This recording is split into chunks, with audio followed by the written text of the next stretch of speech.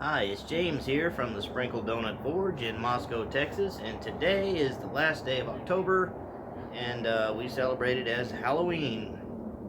So, in honor of Halloween, I'm of course going to forge a Halloween related object.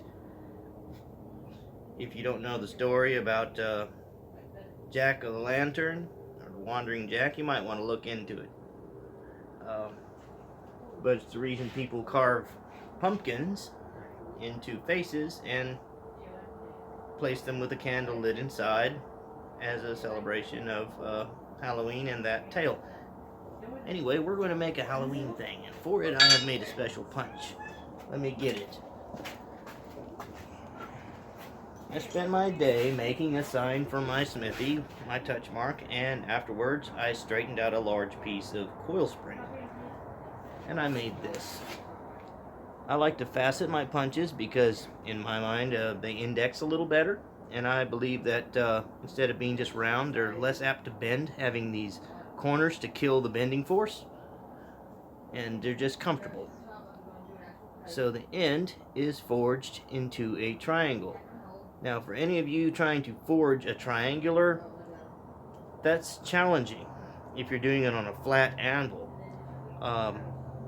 When you draw something out, it's typical to draw out square, then knock the corners down and go octagon, and then go round. Well, you can do that to a stage until you get it small enough that it's close to the size you want, and go back square again. Now, one of the enemies you have in drawing out square is it wants to go trapezoid on you. This time you're going to let that happen, just a little bit, and then work it in the step of the anvil. The step of the anvil is like this, so it gives you two sides. It gives you a 90 degree. It gives you a place where you can take the right size hammerhead and strike directly toward the crevice of the step in your anvil, if you don't have a swage or can't make a swage to perform that. And this was almost forged to finish. So now we have a little triangular for our pumpkin. So let's get some steel hot. I'm going to abuse me, and I'm going to use 3/4 inch mild square bar. Look at that. Let's get it in there, get it hot, and mash it. See you in a minute. Let's upset this bar just a little bit. This is upsetting. Keep the end.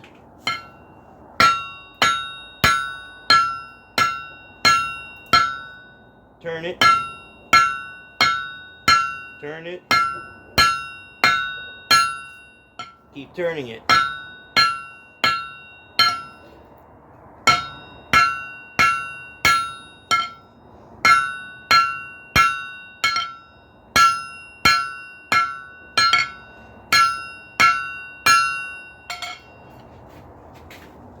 You notice that got quite a bit wider. I'm going to knock the corners in. Like this.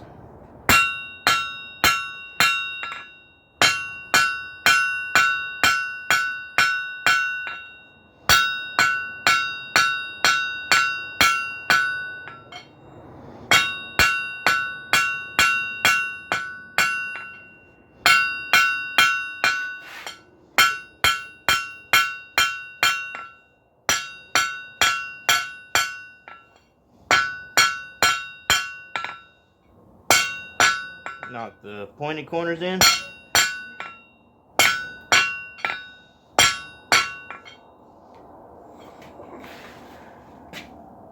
You see that upset the material, made it a little bit larger. I brought the corners in because I'm going to upset that again. See you in a minute.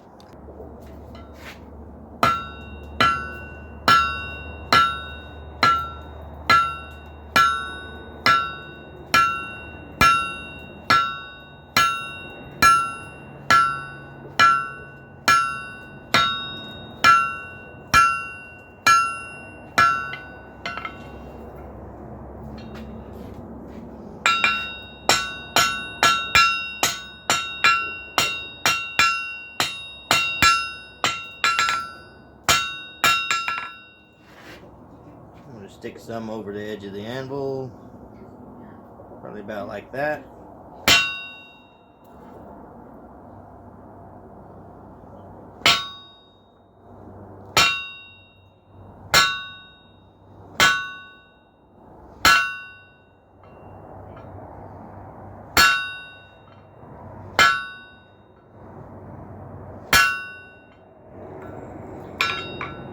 hotter, bigger hammer. Now the rest of the video I'll probably high speed, so I'm not gonna talk. So I'm just gonna do this and let you watch it. See you in a minute.